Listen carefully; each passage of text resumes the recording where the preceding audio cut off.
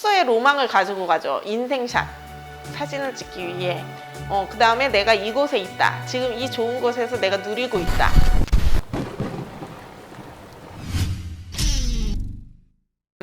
신혼여행지 중에서 휴양 관광을 선호하는 사람들 중에 풀빌라 여행을 꼭 하시고 싶으신 분들을 위한 곳을 추천해 드릴게요.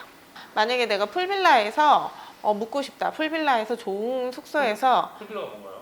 단독 빌라 형태의 빌라? 예. 뭐 여기 뭐 유림 빌라 이런 빌라? 숙박 체인 업체에서 럭셔리한 빌라 형태의 단독 숙소를 만들고 거기에 풀장이 딸려 있는 곳들을 풀빌라라고 해요. 조금 작은 풀빌라 같은 경우는 그냥 객실과 거실이 딸려 있는 곳도 있지만 좀 규모가 큰 곳들은 정말 독채 빌라의 하나의 건물로 만들어져서 그 안에 주거 형태가 다 들어가 있어요. 풀하우스는 뭔가요? 풀하우스는 만화? 근데 어차피 난 수영도 잘 못하고 그냥 풀빌라로 하면 이제 수영을 프로코로 하고 막 평영 막 하고 재명하고 막 이런.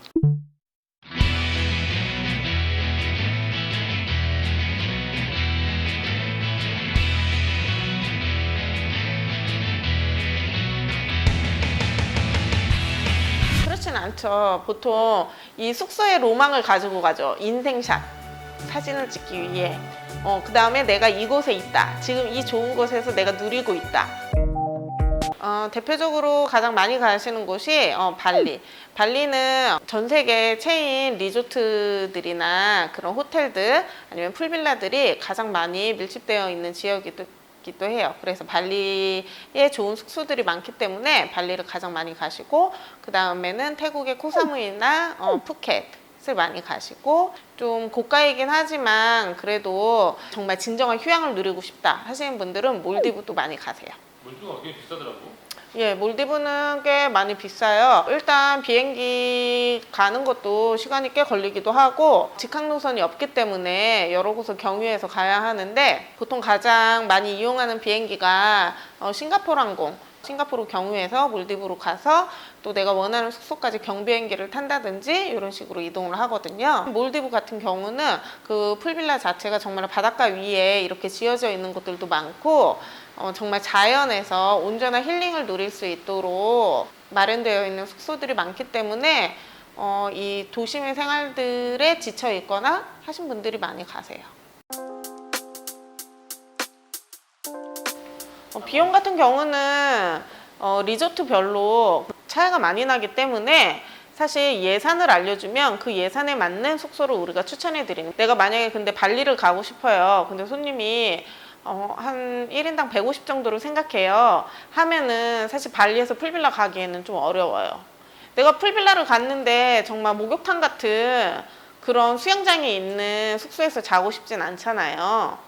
지금 뭐 발리나 코사무이, 푸켓, 몰디브 이렇게 나왔는데 그 중에서는 푸켓이 가장 가성비가 좋아요.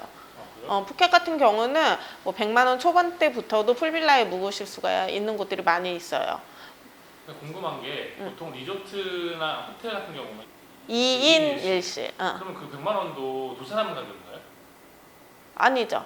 그 금액은 100만 원이라는 금액은 1인의 여행 경비를 따진 거죠. 그 100만 원 안에는 항공권하고 다른 패키지 얘기하는 거예요? 패키지는 아니지만 이거 허니문 패키지 기준으로 말씀을 드리고 있는 거예요. 허니문 패키지 자체는 일반 우리가 그냥 가는 패키지들처럼 일정이 빡빡하거나 그다음에 계속 사람들하고 같이 다녀야만 하는 그런 일정이 많지는 않아요. 선택할 수가 있어요.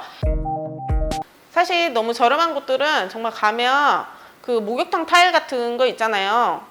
조금만 네모난 거 그런 식으로 돼갖고 그리고 풀빌라는 개인이 자유여행으로 예약해서 가기에는 금액대가 허니문 패키지와 자유여행을 비교했었을 때 허니문들밖에 아예 안 받는 풀빌라들도 많아서 자유여행으로 예약을 하려 할 때에는 조금 어려움이 많을 수도 있어요. 그러니까 요금 자체의 차이가 너무 많이 나요.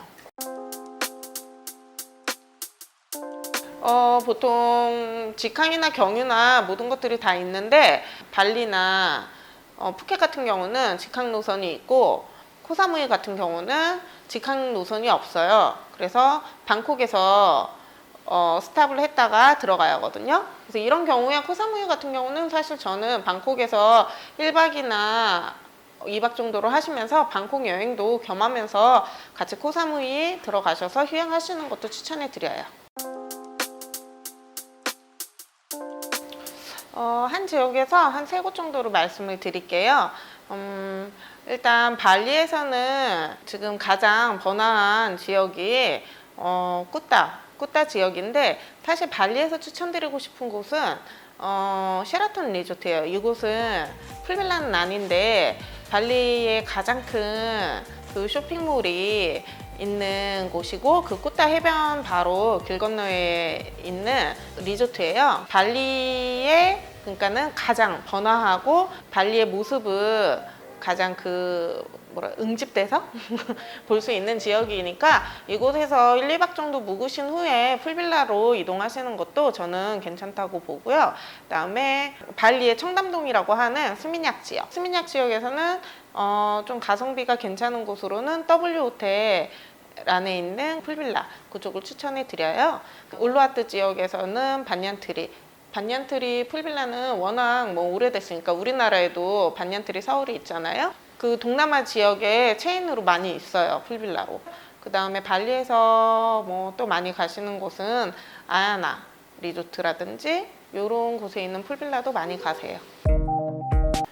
푸켓도 보통 4박 6일 일정으로 많이 가시는데 4박을 다 풀빌라에서 묵으시는 분도 있고 2박은 리조트에 계시면서 2박만 풀빌라에 묵으시는 분도 계세요. 왜냐면 2박은 사실 그 일정들이 많이 있기 때문에 그 일정들을 소화하시고 싶으신 분들은 사실 풀빌라에 묵으시면 풀빌라에서 누리실 수 있는 시간이 없기 때문에 그냥 리조트에서 저렴하게 2박은 묵으시고 풀빌라로 이동하시는 것도 추천을 드려요. 그럴 때는 보통 빠통비치 쪽에 있는 리조트를 많이 이용하시거든요.